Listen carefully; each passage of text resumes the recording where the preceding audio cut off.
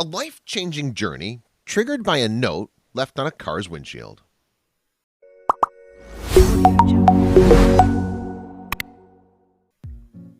We all choose to live in our own little comfort zone, whether that's a conscious decision or not. Routines keep us safe. The predictability of a 9-to-5 life, however humdrum that could get, gives us all a sense of security that nothing could pop that bubble, sheltering us from the dangers of the outside world.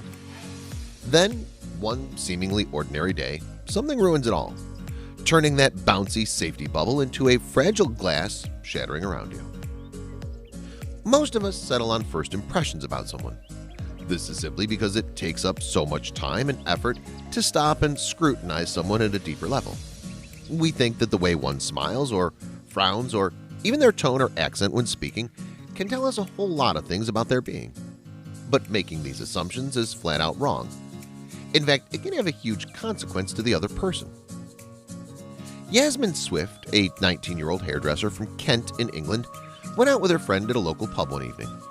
She had such a great time, she went to sleep feeling that everything was all right in the world. The next morning was a totally different story for Yasmin. As she walked to her car, she noticed a small paper on her windshield. Thinking it was a parking ticket, she felt a bit of confusion because she was not parked illegally. But when she read the paper's contents, it was much worse than what she had originally had in mind. The message on the note, merely 3 sentences in all, was curt. "You are parked illegally. You are not disabled. I will inform authorities accordingly." Her disbelief at this attack turned to rage. While she was, indeed, parked on a handicapped parking spot, she had quite a good reason for doing so. And because she wasn't nervous at getting caught, Yasmin was not going to let this go without a fight. Facebook is a pretty good place to vent, and so Yasmin wrote a scathing status update about her experience, even adding, "People are ignorant and it's a cowardly thing to do." It would have been better had the complainant approached her and maybe asked for a justification from her instead of leaving an unsigned note. Yasmin was ready to explain why she parked in that area, adding, "Maybe if they could have seen what I've been going through over the last few months, they'd think differently." The truth was, Yasmin had a very good reason for parking in that spot, despite her seeming normal. Her life was pretty much smooth sailing since she was young. She lived most of her life in a town called Tenderton, graduating from Homewood School and then taking up a job at a local salon. Everything was fine until an unwelcome plot twist in her story occurred. One day, her legs, stomach, and back just got swollen. It was the beginning of a bad period in her life. Allergies are often the culprit when these symptoms are observed. But despite several doses of antihistamines and pain medications, there was no change in her health status. At one point, she was in excruciating pain that she had to leave work in the middle of the day. In her fear, and as her mom suggested, Yasmin finally visited the doctor. He diagnosed her condition to be caused by mere exhaustion and advised that she stay at home to get enough rest. But despite all those efforts, her condition only got worse. Yasmin's condition continued to get worse in the following days. Unlike her very active lifestyle in the past, Yasmin now lacked the energy for simple exertions. Crossing a room would leave her gasping for air. The supposedly involuntary task of breathing became a challenge. She added that my health was just getting worse and worse, and had to figure out what really is causing her condition, because it's not just a regular allergic reaction or case of fatigue. Finding it difficult to do everyday tasks, Yasmin had lost appetite for life in general. She stopped working out, ate very little, and often looked weak and pale. Even her emotional and mental well-being was completely out of sorts. This situation was much worse for Yasmin's mother.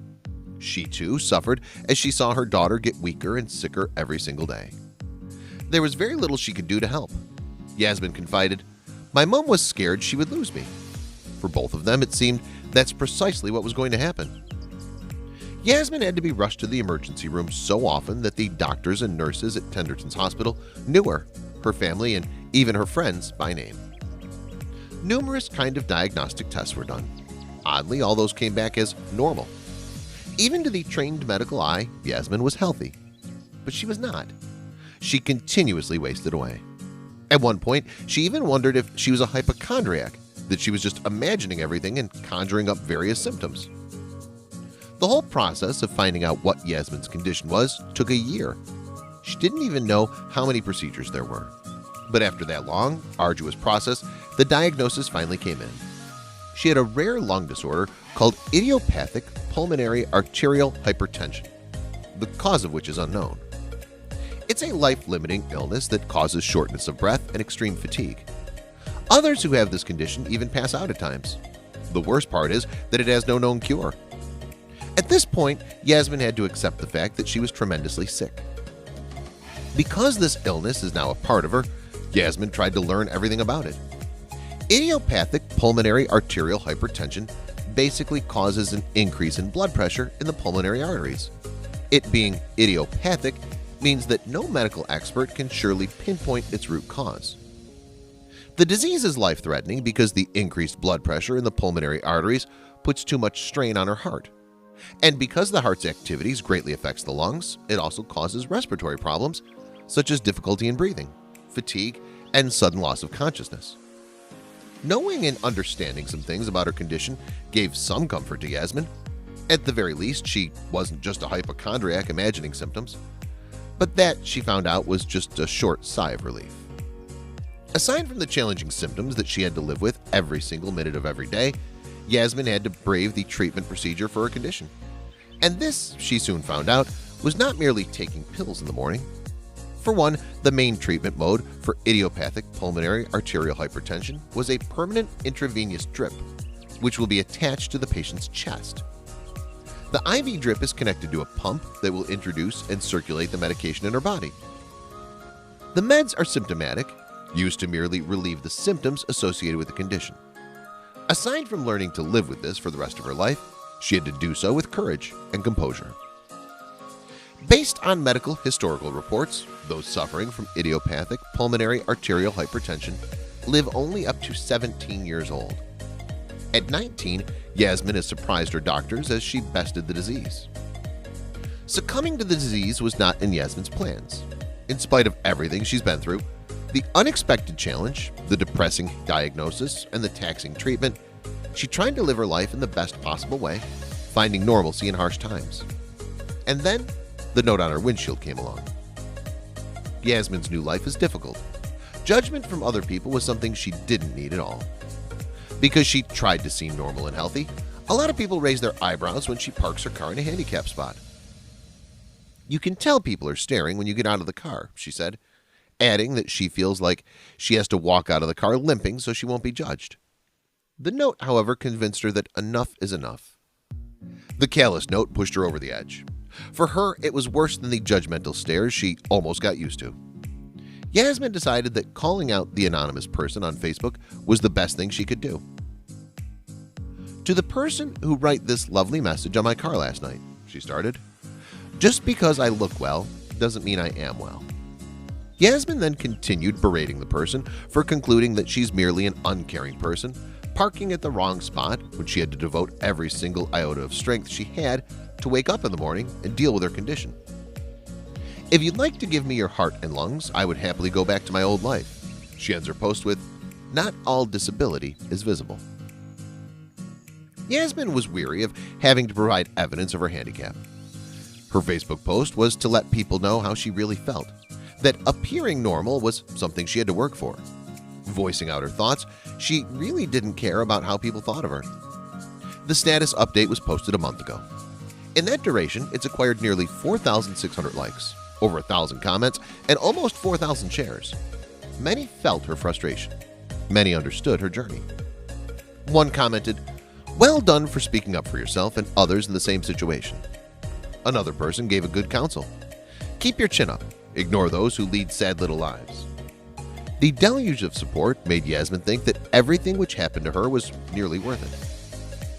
It could be because of Yasmin's ordeal and the agreement of so many others with her condition that the British government started to fix the blue badge system. This change in the disabled parking scheme is considered to be the most significant in 4 decades. The new system allows 44,000 people to get the parking IDs in the first year. Another 177,700 will be distributed in the next 10 years. The British Transport Minister says that the new scheme will allow people with hidden disabilities to enjoy the freedoms many of us take for granted. A lot of people are commenting, and I can't even look properly. Yasmin said in an interview, truly awed and dazed with the support she'd seen from so many people. I'm just scrolling through and taking it all in. Yasmin could only hope that, with her Facebook post, more people would stop and think before judging people so carelessly. She kinda got used to this thing, but there are others who might get too hurt by it. For her, speaking out on behalf of those who can't was of great importance.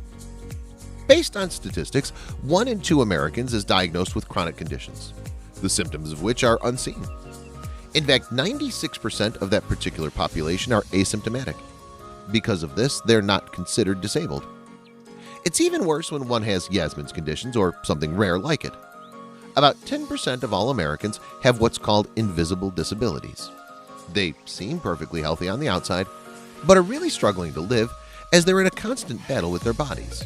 And it's harder for them to have tougher battles with people who discriminate against them. It's terribly hard to wake up every morning knowing that your day is going to be hard because your body just won't cooperate. This is probably why individuals suffering from invisible disabilities tend to live life to the fullest, making every single moment of every day count. Usually, young people take things for granted, but young people like Yasmin know better. They know that every waking minute should be spent well, like enjoying the outdoors or just being active, because they aren't sure when they'll get another chance to do so without exerting too much effort or experiencing agonizing pain. Fortunately for Yasmin, she doesn't have to brave all these things on her own. Aside from her supportive family, particularly her mom and sister, she knows that her friends got her back at all times. These are the people who make life so much better for Yasmin. Naturally, she's humbled by their constancy and appreciates all their efforts. And she's always surprised at the lengths they'll go just to be of assistance to her. Most people with life-threatening conditions need constant medical care, and these cost a lot. Yasmin's older sister, Nicole, knew that her sister needed more than just emotional support. Yasmin will definitely need financial help too. Nicole then decided to launch a crowdfunding campaign on Just Giving. She planned to raise about £800, a little over $1,000, for her sister. Nicole didn't have to wait long to reach that amount. Nicole's crowdfunding campaign made such an impact that they were able to raise more than £800. 2 months after it was launched, Nicole got £1,770, almost $2,300 for her sister. That's way more than what Yasmin needed, so they decided to share some of it with others. Yasmin and Nicole knew it was all about giving back. Half the funds did go to Yasmin's medical costs, trip to the hospital, medications, etc. The other half went to a British charity which specializes in idiopathic primary pulmonary hypertension. As mentioned, support for Yasmin poured from all over. Aside from her mom and sister, her boyfriend was another person she can truly rely on. Tyler Samuel Norris is the perfect boyfriend. His unwavering care and constant encouragement for Yasmin is something that she'll never disregard. To show her gratitude and love, she posted a photo of her with Tyler and captioned it, "Boyfriend Appreciation Post."